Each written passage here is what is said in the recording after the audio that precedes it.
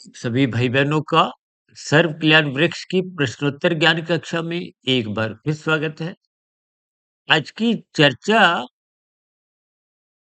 एक साधारण प्रकृति के 3 गुणों की एक समअवस्था जो अक्सर हमारी चर्चाओं में तमोगुण, रजोगुण, सतोगुण की समअवस्था को प्रकृति कहा जाता है। क्योंकि कुछ रोज से मेरी स्वयं की तबीयत थोड़ी एक खांसी, जुकाम, कुछ कहीं-कहीं कमजोरी की स्थितियाँ होने के कारण मुझे वीडियो बनाने में भी कठिनाई आने लगी थी।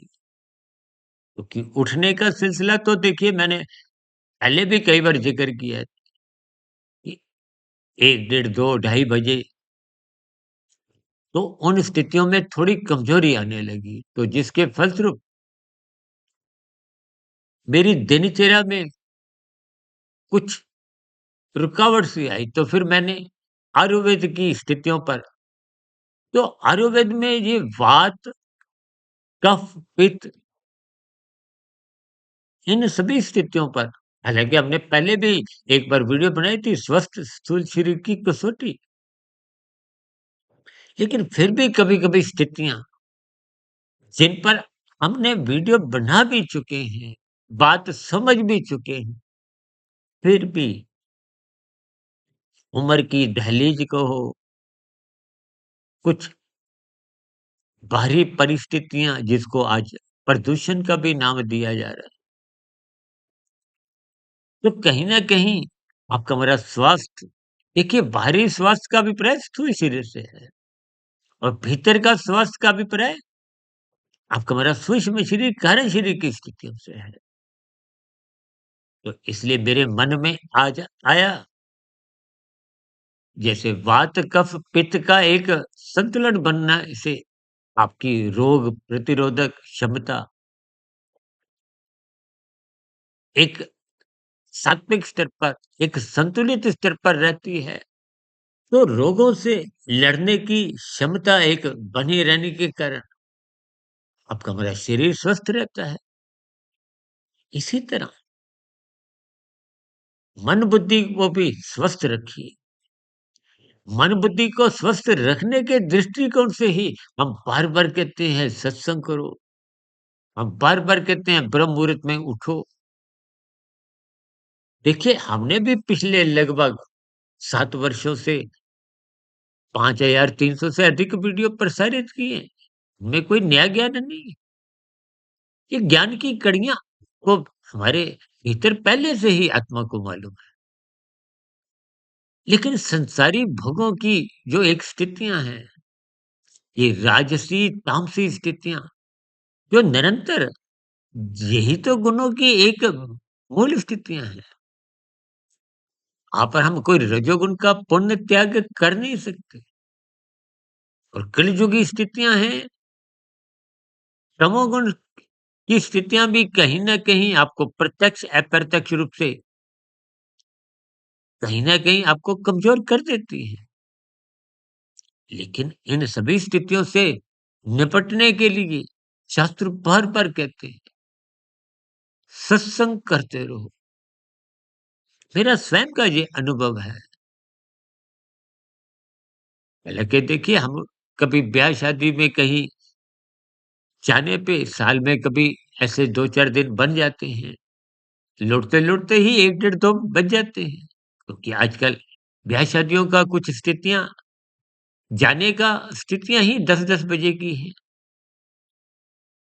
फिर ऐसी स्थितियों में उठने की प्रक्रिया में क्योंकि मेरा प्रयास होता है कि साढ़े 3-4 बजे ब्रह्म मुहूर्त ज्ञान उपदेश कक्षा की वीडियो अपलोड कर दी जाए। तो कहीं-कहीं स्थितियाँ हमें भी मजबूर कर देती हैं। लेकिन फिर भी देखिए 1-2 घंटे की नींद लेकर भी साढ़े 3-4 बजे उठकर उस वीडियो को अपलोड करना और भी देखिए साधारण स्थितियों में क्योंकि हमारी प्रतिदिन ही वीडियो जाने का सिलसिला बना रहता है, तो हमें भी अपने इन सभी स्थितियों पर निरंतर कुछ न कुछ अपना अध्ययन कहो, बातचीत की एक चर्चा को एक दिशा देनी होती है। इन सभी वीडियो के स्थितियों को संलग्न में रहने से ही मेरा स्वयं का ज्ञान परिपक्व बना रहता है। अन्यथा संसार में रजोगुण की फिसलन सहज ही है। कहते हैं ना, उतरने की स्थितियां में मेहनत नहीं करनी, चढ़ने की स्थितियों में मेहनत है। तो ये सतोगुण एक चढ़ाई है, ये रजोगुण एक उतरने की स्थितियां हैं। इसलिए हम तमोगुण को 1, रजोगुण को 10, सतोगुण को 100। देखिए 1 और 10 तो पास-पास हैं, एक ही गली में रहते हैं, इसलिए हम इस गली को संसार का नाम दे देते हैं। संसारी मनुष्य बार-बार तमोगुण में गिरता रहता है। भले ही इस बात को आप और हम शाब्दिक स्तर पर स्वीकार ना भी करें, लेकिन भीतर की स्थितियां कुछ ऐसी ही बनी रहती हैं। इसलिए शास्त्रों में विभिन्न प्रकार के कर्मकांड रचे गए, ये 10 से 100 की ओर ले जाने के लिए। कि मनुष्य इन कर्म कांडों को करेगा तो फिर सतोगुण में जाएगा। अब सतोगुण में जाना एक औपचारिक स्थिति है। वहां रुकने की जो एक स्थितियां हैं, क्योंकि रुकने वाला ही 100 से फिर आगे 1000 की ओर, महात्मा की ओर बढ़ने की स्थितियां बनती हैं। और आगे बढ़ने वालों की फिर वो नीचे गिरने की स्थितियां समाप्त हो जाती हैं। तो इनके भावार्थ क्या है? जब आप साधना आरंभ कर देते हो, साधना का अभिप्राय योग की स्थिति। आपके कर्मों में फल की इच्छा, संसार को भोगने की इच्छा, जो सकामता है। कर्म फल सिद्धांत में क्या है कि आप कर्म करते हो फल पाने के लिए। और छीनने की स्थितियां क्या है? देखिए आज आप झूठ, छल, कपट, ठगी, हेरा-फेरी, आजकल तो डिजिटल अपराध बढ़ते जा रहे हैं। ये छीनने की स्थिति है, ये तामसी स्थिति है। आपको हमको लगता है कि हमने छीन कर, लेकिन कर्मफल सिद्धांत की निगरानी के कारण, देखिए यहाँ की व्यवस्था में जैसे हम बार-बार कहते हैं ना, लाल बत्ती पे रुको, केवल हरी बत्ती आने पे चलो, दूसरे का हिस्सा मत खाओ। आप लाल बत्ती पे जब भी भागते हो तो दूसरों की हरी बत्ती में विघ्न डालते हो, दूसरे का हिस्सा खाते हो। और दूसरे का हिस्सा खाना ही किसी भी दृष्टिकोण से अपराध है, अपकर्म है। अब जो झूठ बोलते हैं, झूठ, छल, छल का मतलब क्या है? दूसरे को एक चतुराई पूर्वक छलते हैं हम, हेरा-फेरी, ये चोरी डकैती। आजकल तो राजनीतिक गलियारों में भी कहीं-कहीं का कुछ ऐसी स्थितियाँ जब घोटाले की उजागर होती हैं, तो ऐसी स्थितियों में क्रमशः बहुत भयंकर बुरा बन जाता है। और बने हुए क्रमशः के अनुसार, देखिए जब क्रमशः बुरा बनता है तो संस्कार तो अच्छे बनने का प्रश्न ही नहीं उठता। यानी कि बुरे संस्कार बनते हैं। और यदि आप और हम कर्म बुरे नहीं करते, चिंतन बुरा करते हैं, तो भी बुरे संस्कार बनते हैं। कर्मशः बुरा नहीं बनता। अच्छा, कलयुगी स्थितियां हैं, जब-जब सत्संग में कमजोरी आएगी, तो कुसंग सहज ही होता है। कुसंग कब कितना हो जाएगा, हमें बोध नहीं रहता। इसलिए कुसंग से बचने के लिए सत्संग करो। सत्संग की जो एक सर्वोत्तम स्थिति हम बार-बार कहते हैं, ब्रह्म मुहूर्त में उठो। ये ब्रह्म मुहूर्त एक विशेष सात्विक स्थिति है।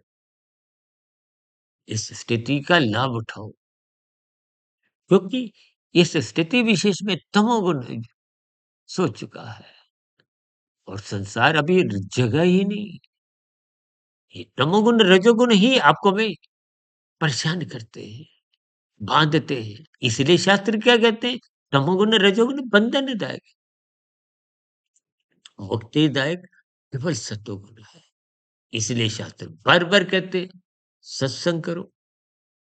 जो सत्संग नहीं करता उसमें पशु वृत्तियाँ, यानी कि आहार में तो निद्रा में, ये तो पशुओं में भी है।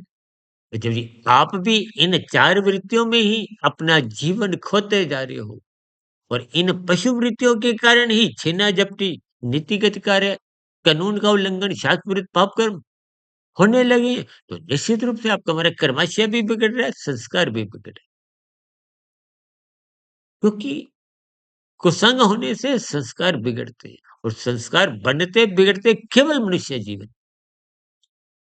नीचे की योनियों में तो पाप कर्मों का क्षय होता है। पाप कर्म घट-घट के जब वो पुण्य कर्मों के बराबर आ जाते हैं, तो मनुष्य योनि की प्राप्ति तो हो जाती है। लेकिन बुरे संस्कार, वो तो यथा स्थिति में बने रहते हैं, क्योंकि संस्कार बनते बिगड़ते मनुष्य जीवन में, नीचे की योनियों में कर्माशय घटता है। उदाहरण के लिए किसी के 80% पाप हैं, 20% पुण्य है, तो नीचे की योनियों में घटते-घटते हज़ारों, लाखों, करोड़ों, अरबों, कितनी भी योनियों तक, वो जब 80% पाप घट-घट के 20 पे आएँगे, तुल्यता बन गई, तो फिर मनुष्य योनि मिल गई। अब मनुष्य योनि मिलने पे जो 80% के पाप कर्म थे, उनके बुरे संस्कार थे, वो तो प्रत्यक्ष रूप से आपके हमारे साथ आते हैं। इसलिए अक्सर मेरा अपना व्यक्तिगत ऐसा मानना है कि कलयुग में जन्म लेने वाली अधिकांश आत्माएँ बुरे संस्कार वाली ही होती हैं, क्योंकि नीचे से उन्नति करते-करते आते हैं। इसलिए हम बार-बार कहते हैं, ब्रह्म मुहूर्त में उठो, ताकि शुभ संस्कार बनने की प्रक्रिया आरंभ हो। इन सभी स्थितियों को आप भी तो लिए समझिए। इसलिए मेरे मन में आज आया कि जैसे आप और हम शरीर को स्वस्थ रखने के दृष्टिकोण से वात, कफ, पित्त, वात का अभिप्राय एक क्रिया से है, चलने से है। कफ ये पृथ्वी और जल की स्थिति है